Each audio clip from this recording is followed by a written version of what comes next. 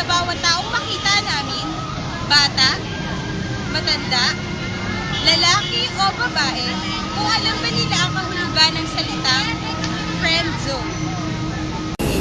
Ano po yung friend zone? Alam niyo po ba yan?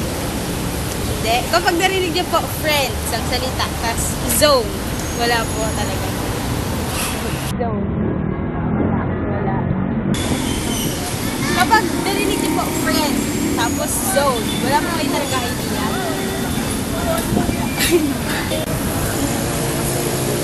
Narinig ko na siya pero friend zone nito kami. Parang grupo. Hindi ko pa siya narinig. Friends! Kahit ano lang, kahit anong pakahulugan ng friend zone para sa iyo. Bakit mo lang kasi? Kaibigan ba? Kaibigan. Kapag nothing more, nothing less. Ikaw? Yun lang, kaibigan lang din. Pero may mag-best friend lang naman din sila. Di ba, kunwari, magiging close ka na. So, close na close ka na. So, kala mo, may nararamdaman siya para sa'yo. Pero yung para wala. Ikaw? Ate, that's another term for paasa. Yun. Kasi di ba nga, yun na nga, dahil nagpaparamdam na nga, tapos hindi mo alam, pinapalan ko sila. Ayun, sabi niya nga paasa. Parang ano, ang intention na sa'yo, kalandian, parang nilandian. Pero, ang intention na siya, Ano muna? So yun, para sa akin kasi magkakaintindi ka sa friends. For example, mahal ko siya.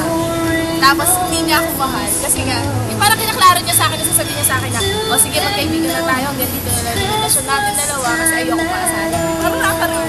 Ako for me, para sa akin, one word para describe yung friends. That's all line sa asyon. Aray! Mag-asyon lang.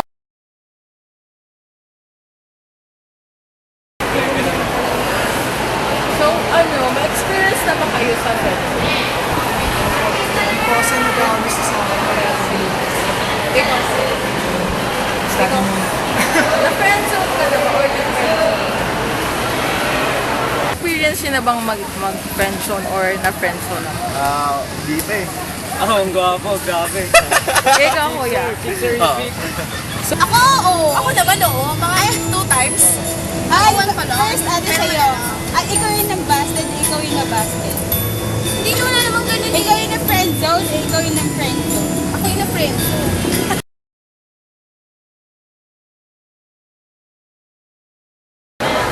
Tapos, last question. Bakit kaya na-friend zone or na-friend zone yung isang tao? Kasi may mga taong umaasa, nagpapaasa. Siguro, depende na rin ito sa past experience nito, sa mga past na nangyari. Siguro pa yung friendzone, actually, another term for rebound. Ayun po. Yung partner ko, ano ba talaga? Sige ate, okay lang. Share ko sa'yo. Hindi kasi nag-umpisa yan na parang sa guy kasi, lalo na sa mga babae, madali na, ang babae madali ma-fall, diba? Masyadong fragile ng babae. Kumbaga, madali siyang ma-fall sa isang characteristic ng isang lalaki. Nagkataon na may mga bagay ako na nagustuhan sa kanya. Hindi physical lang. Alam mo Talagang may mga attitude lang siya or behavior na nagustuhan ko. Well, noong time na yun, parang super concerned siya. Concerned siya. Isip ko parang ginagawa ng tao. Kung kasyumera akong babae, isipin ko tagal-tag niya ako eh. Kilala ko ba yan? Hindi mo kilala, tawa lang niya ako. Tapos kasi parang ang nangyari kasi, yun nga, mahirap isipin na, hindi man ako nag-assume, pero parang hindi may mawawala sa babae ng bata. Ikaw ate, naranasan mo na. Dalawang beses. Kaya! Ayun, natuloy sumagot. Dalawang beses. Ano Yung yan? una, ako yung na-friend zone. Yung pangalawa, ako yung papadami ako ng ako naman yung galing naman. Yung sa una naman kasi, kaya ako na-friend zone kasi best friend ko. Kain po kayo, So, ang Lanzones. nangyari, may mahal siya. Mahal ko siya. Yan. Pero ganun yung nangyari. Pero okay naman na ngayon. Yung sa ngayon naman, ayun. Ay, kita na ay sa Yun. So, yun parang mahal niya daw. Ayun! Siyempre, sakit naman. Diba? Bakit? Kasi yung mga tao na nakikipag-organize, nababasa ko lang sa papa na ganun yung nakikipag-holding hands, mag-open mo magkakaibigan. Kaya gusto ko lang, ayoko nung lalaki at babae na kaibigan. Gusto ko lalaki at lalaki. At syempre bitter. Bitter yun kasi hindi mo naman pwede sabihin na ayos lang sana na pinirelation niya ako basta makita ko ng masaya sa sabihin ng iba. Kalokohan yung sinasabi ng iba na okay na sa akin na gano'n. Syempre, nandun pa rin yung sakit, hindi mawawala yan. Kahit anong lumalabas sa bibig mo, nandun sa puso mo na nasa hindi mo magkakala. Ikaw, kuya.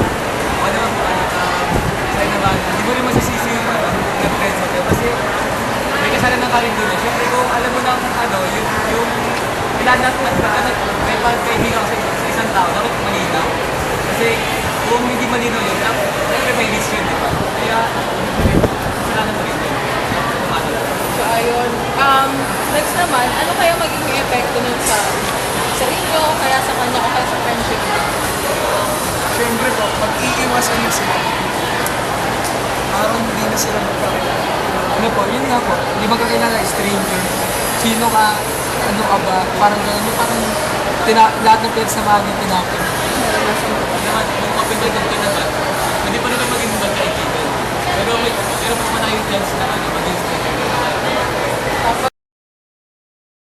Contrary to popular belief, friend zone is actually an officially recognized method of courting. One that has a surprisingly high success rate of about 95%. This is obviously based on no scientific evidence whatsoever. But then again, neither is the uniformity of nature across time and space. It's safe to say I don't need to explain friend zone to anyone, right? If you don't know what it is, you're probably in it.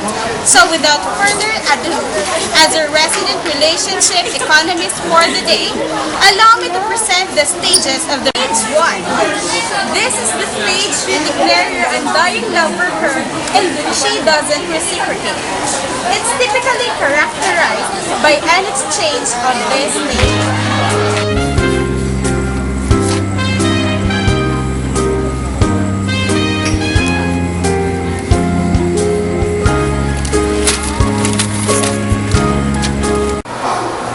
Pero sandali lang, bakit nga ba na friendzone si Kuya? Sabi kasi ni George Smith sa kanyang theory of symbolic interactionism, meron tayong tinatawag na signs and symbols, particularly gestures. Yung mga pagsulyap-sulyap o kaya naman yung extra super duper care. Ang mga simbolong ito ang nagbibigay senyales sa isang individual upang isipin na ang kanilang relasyon ay higit pa sa pagiging magkaibigan. Ideally, you should stop the courting as soon as you are sold. Only the strong and desperate move to stage 2, for this is the stage where the real work starts. During this stage, you will become her best friend ever. All you have to do is pretend you no longer have feelings for her. You have to listen to stories of and make excuses for all the jerks she falls for her threat, her like crap. And basically, be Mr. He's always there for me. This stage is typically characterized by countless exchanges for this nature.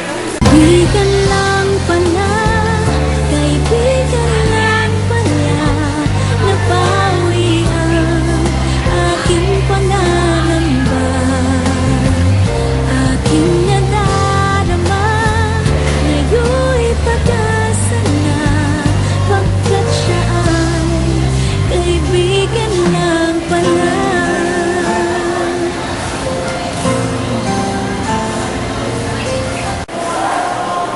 Sa sociology, nagsisimula ang friendzone sa pamamagitan ng face-to-face interaction.